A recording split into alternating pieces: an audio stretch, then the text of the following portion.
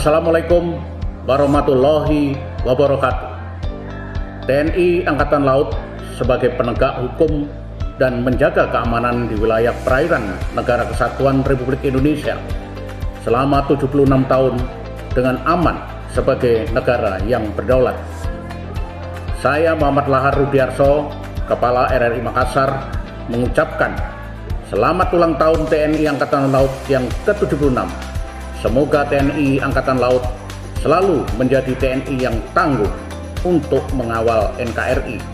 Sebagaimana dalam tema HUT TNI Angkatan Laut tahun 2021, dengan semangat Jala Sveva Jaya Mahi, TNI Angkatan Laut siap mewujudkan Indonesia tangguh, Indonesia tumbuh.